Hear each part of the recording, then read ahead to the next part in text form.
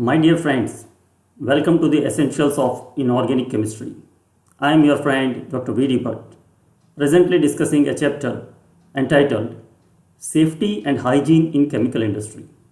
This is the fourth talk in the series, and today I will be discussing the third part of the safety terminology in MSDS, that is the Material Safety Data Sheet. Friends, MSDS or the Material Safety Data Sheet is a sheet containing data which is to be supplied either by the manufacturer or the trader to the person receiving it. And in that sheet, several details regarding the chemical being supplied has to be given. So, the first title in this talk was about the identification of the chemical that we have already discussed. In the second lecture, we discussed the physical and chemical properties. And now in the third lecture, I am going to discuss the fire and explosion hazard data. So, the first one is the flash point. Now you know, flash point is the lowest temperature at which a material gives enough vapor near its surface to form a flammable air vapor mixture so that just a spark can ignite it.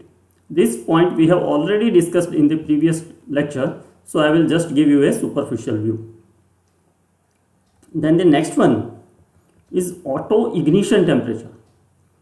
It is again the lowest temperature at which a material starts burning in air without contact of spark. Means if you want to distinguish the flash point and the auto ignition temperature, then the key word is the ignition.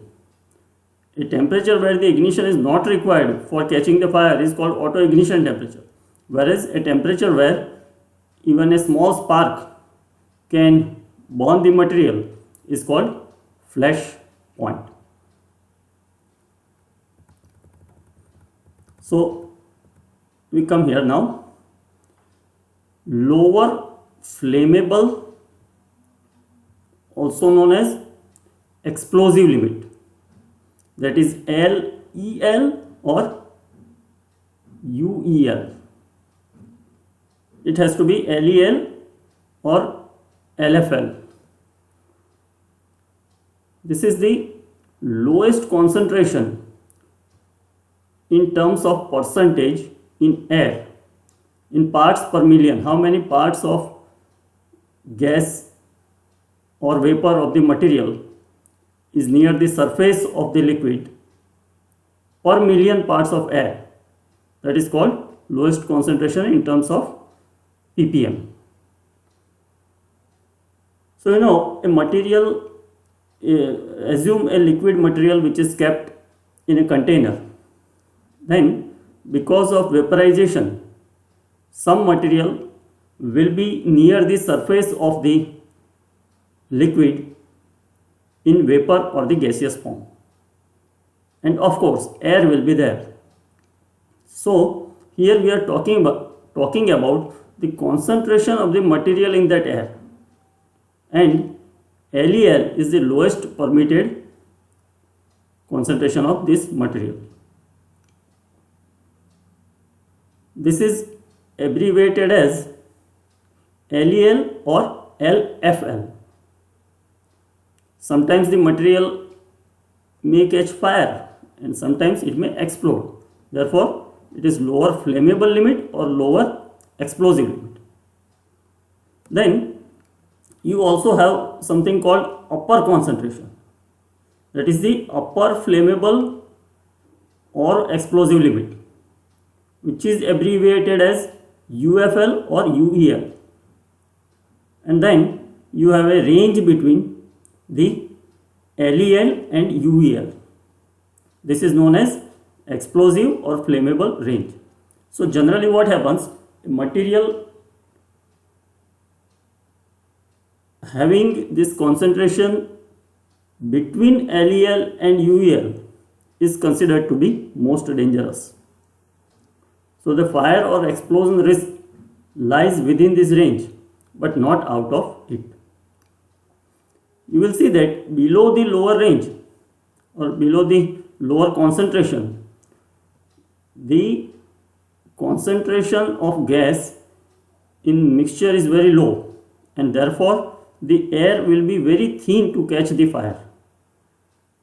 Whereas when you go above the UEL, then the concentration of the gas will be very high in the air, and again it will not be possible for the material to catch fire. But now what happens when you are storing a material, and if there is a possibility of some fresh air to enter in that container, then it can change the entire story. The entry of fresh air in a material above UEL, the material is having the air with concentration of the gas above the upper limit. But if some fresh air is able to enter the container, then this air will dilute the concentration of the gas in the air, and therefore the air may again have the concentration of the gas which is in the range, that is the flammable range. In the same way, say you have a material at lower range, but the gas leakage is continuous, the discharge of gas is say continuous. So what happens, with the passage of time, the concentration of gas in the air keeps on increases, and therefore again the material can enter into the flammable range.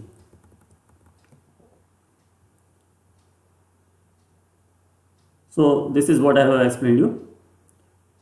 Now temperature, then flow of gas and the air, these are the main factors that affect the concentration of the material, because with increase or decrease in temperature the vaporization will change. In the same way, with the flow of gas, that is the discharge of the gas, the quantity of discharge will also affect the concentration of the material in the air, and the flow of air will also equally affect. So if you have a material stored or handled in a condition where the temperature, then the flow of gas and the air are variables, then you should understand that the flammable range is an approximate range, and therefore you should try to remain as much as possible in the middle of the range rather than going to the border of the range. Otherwise the range is slightly flexible. Now there is some device called explosimeter. This is used for the detection of the range. The fourth point is the TDG flammability. Now this TDG is about transport of dangerous goods, and this TDG classifies the materials according to their flammability in different categories. Like it is 2.1 for flammable gas, then you have 3 for flammable liquid, and then these flammable liquids are further classified as 3.1, 3.2 and 3.3 based on their flash point. Then the number 4.1 is for flammable solid. 4.2 number is given to the materials that are spontaneously combustible. Now I will be explaining you the meaning of combustible material in the upcoming points. Then 4.3 is material which gives off a flammable gas on contact with water. So this is how the TDG flammability classifies the materials. Next comes the explosion data. Now here we will be talking about the sensitivity. See, what does explosion data inform you? It gives explosive properties of a material, and it is classified as low, moderate or high, and it talks about two different types of sensitivities. The first one is sensitivity to impact. Impact means it can be shock or it can be friction. So the explosion data will tell you whether the material is likely to catch fire or explode by receiving some kind of shock or friction. And then the next one is the sensitivity to the static electricity. Now this informs us that how readily the material can be ignited by an electric spark or a static discharge. Sometimes because of rubbing, some static electricity is produced and it gives a spark, and the material may be susceptible to catch the fire because of the static electricity. So this sensitivity is also to be provided. Then comes explosive material. Now as such, an explosive material is a material which can explode on impact, that is on friction or shock, or even by electric spark. Now there are two definitions of explosive material. The old classical definition says that it is a compound, or it can be chemical or a group of chemicals which explode under the effect of flame, heat, or some light induced or the photochemical conditions which are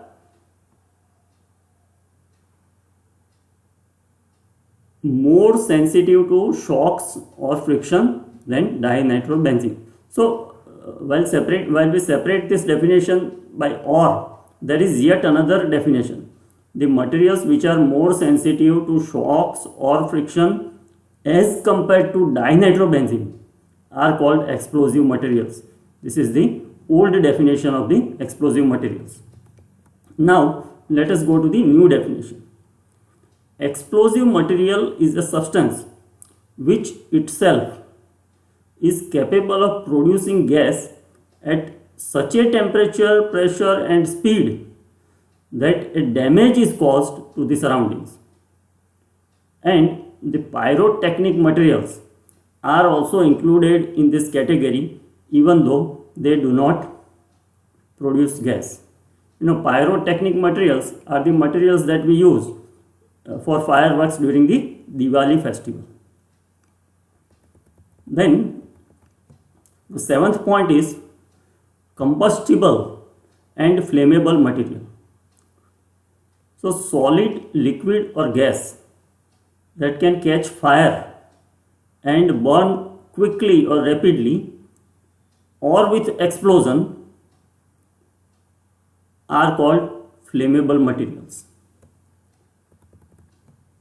Whereas the materials that burn at any temperature are called combustible material. Here I would like to give you a very interesting example. You have a fuel called kerosene, and you also have something called dry wood. Both these, the wood can catch fire and the kerosene can also catch fire. Imagine a situation where you are in open air at say 20 degrees Celsius, and in a beaker you have got some kerosene and you have a matchbox. So if you light the matchstick and try to insert it in the kerosene, then you will see that the kerosene will not catch fire. But if you light the matchstick and then you try to burn the wood, then the wood will catch fire, but it will be little difficult to fire it. Now you take the third situation, that you drop the same kerosene on the wood and then try to burn it, and it will immediately burn. So this is where comes the difference between the combustible and flammable materials. The materials that burn at any temperature is called combustible material. The wood can burn at low temperature, but the kerosene, even though it is flammable, but it will not burn at lower temperature. So both combustible and flammable materials have ability to burn, but flammable is a type of combustible material. Flammable is one type of combustible material that ignites easily and burns rapidly. Ignite is catching of the fire, and then burning is the continuation of the fire. So you know, compounds like NaCl, then carbon tetrachloride, then carbon dioxide, these are non-combustible. They do not catch fire. Whereas sugar is combustible but non-flammable. You can burn sugar, but it will not catch the flame easily. The same way, cellulose, that is the cotton, and ammonia. All these three compounds, they are into the category of combustible but non-flammable. Now normally the combustible liquids are classified as those who have flash point greater than 37.7 degree, whereas the flammable liquids are classified on the basis of MSIHC rules, and we'll see the classification. It is like this: flammable gases which have lower explosive limit up to 13%. You know, lower the value of the lower explosive limit, more will be the possibility of catching fire. Then extremely flammable liquids, these are the material having flash point less than 23 degree and boiling point greater than 35 degree. Whereas very highly flammable liquids have flash point greater than 23 degree and boiling point greater than 35 degree. You know, in the extremely flammable we have boiling point less than 35. Here you have boiling point greater than 35. Then highly flammable liquids, the flash point is between 23 to 60 degree. And the last one is the flammable liquids, where the flash point is between 60 to 90 degrees. So this was the classification. Then we'll take the classification of, okay, flammable liquids give vapors at low temperature, and these vapors, they travel to the source of ignition to cause a flash in the flammable liquid. So this can also be explained using an example. Like say now, instead of kerosene you have some petrol in a beaker, and then, or maybe you have ether in a beaker, and then you light a matchstick, and now you don't insert the matchstick in the petrol, but you will hold the burning matchstick very much near to the surface of the petrol. Then you will see that the vapor of the petrol, which is very near to the surface of the petrol, will catch the fire, and this fire will eventually be spread in the entire beaker, and the entire contents of the entire beaker will start burning. So what happens? The flammable liquids gives vapors at low temperature that travel to the source. Why does this happen? Because the vapor and the liquid, they are invisibly connected. So if you ignite the vapor, then because of the connection of this vapor with the liquid, the entire liquid will catch a flash. It is very difficult to extinguish a burning flammable liquid with water, and the reason is that, you know, say you have a burning petrol and you try to splash some water over it, but you know why the petrol is burning? Because the petrol is above its flash point. The temperature of the petrol is above its flash point. So in order to extinguish this burning of petrol, what you need to do is you have to reduce the temperature. But upon adding upon adding water, it may not be possible to reduce the temperature of the petrol to a great extent, and therefore the water does not many times help in extinguishing the flames of a flammable liquid. Then we come to the flammable gases. Flammable gases are those which at 20 degrees Celsius and standard pressure have lower explosive limit 13% or less, or the flammable range is of 12% or more. This is the definition of flammable gases. Next comes flammable solids. Flammable solids can be ignited due to external heat. By heating also it can be burned. Then it can be done by flame or sometimes by interaction with water or other substances. Then you know that the flammable substances or the flammable solids are of various types. The first type is dusts or fine powders. So example can be cellulose, that is the powder of the cotton, or the flour which we call atta, the wheat flour, and so on. Then the second category is spontaneously ignitable at low temperature, and here the example is yellow phosphorus. The third one is those in which the internal heat is built up by microbial or other degradation activity, and the examples are fish meal, wet cellulosic material, etc. Because of the microbial or other degradation, the material starts getting heated on its own and then catches the fire. And then comes the films, fibers and fabrics of low ignition point materials. You know, fibers are the threads and fabrics are the cloth prepared from the thread. So these are the four different categories of the flammable solids. Now we come to corrosive materials. Corrosion means rusting, or in Gujarati we call it kat. It can corrode. These are the materials that can corrode metals or even human tissues, skin or eyes. Now what happens if the material is corrosive and we have stored it in a container which is metallic? Then upon storage for some time, the metallic container can become weak and it can also collapse or it can leak. The skin, eyes or other parts of body can also be badly affected by the corrosive materials. So materials like acids, halogen gases, chlorides, caustic, phenol, etc. are classified as corrosive materials.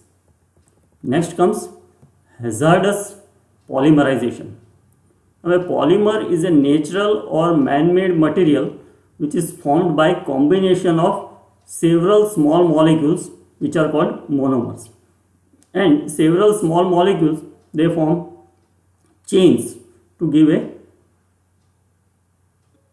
long or large molecule with same type of units. For example, styrene is a monomer of polystyrene. You have something called thermocol. You know, it is a polymer. It is made up of styrene. So styrene polymer is polystyrene. Now, uncontrolled polymerization. Say if you are handling some monomers, then sometimes it is possible that these monomers, upon exposure to light or because of some heat or some friction, can start polymerization. And you know, there is something called auto acceleration. Once few molecules react, then the heat generated because of the reaction of these few molecules will induce the reaction in the remaining molecules, and the reaction will be auto accelerated, and you will find that it will cause increase in heat, pressure, or it can also lead to explosion. So some chemicals can polymerize on their own without warming, others upon contact with water, air or other common chemicals. And this polymerization can be controlled by adding some substances known as inhibitors. They inhibit the reactions. Next comes the pyrophoric material. Any liquid or solid that will ignite spontaneously in air at about 54.4 degrees Celsius is known as pyrophoric material. Titanium dichloride and phosphorus are examples of pyrophoric solids, whereas tributyl aluminum and related compounds are examples of pyrophoric liquids. Then you have sodium metal, butyl lithium, lithium hydride. These are spontaneously flammable in moist air, that is air containing some water or moisture, because they react exothermically with water, and therefore this type of materials should be stored either in inert gas or under kerosene. Some alloys, the mixture of metals, are also called pyrophoric because they catch spark due to they give spark due to a slight friction. Next comes the oxidizer and peroxide. So these are the compounds that spontaneously evolve. They give out oxygen either at room temperature or upon little bit of heating. And these compounds include peroxides, chlorates, perchlorates, nitrates and permanganates. They can react vigorously at room temperatures when stored near or in contact with some reducing materials.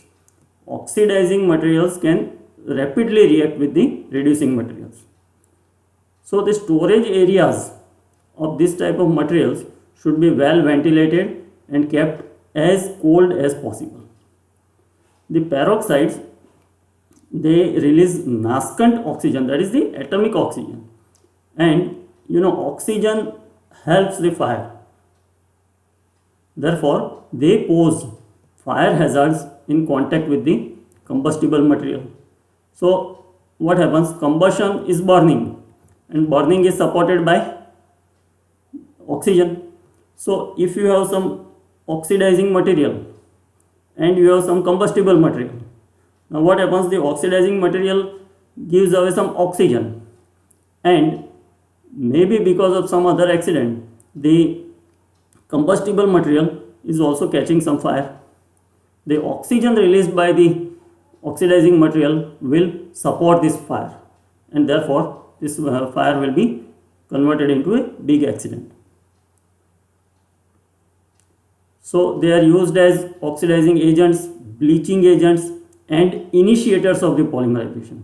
So sometimes they will also, if you have some if you are storing some monomers nearby, then the peroxides or the oxidizing material, if they come in contact with these monomers, then they can also induce some kind of hazardous polymerization.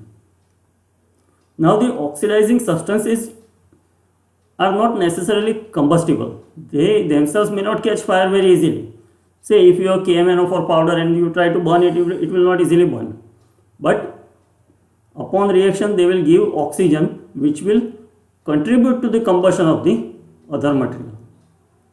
So this is what I intended to talk today. We will continue the discussion in the next lecture. Till then, thank you and goodbye.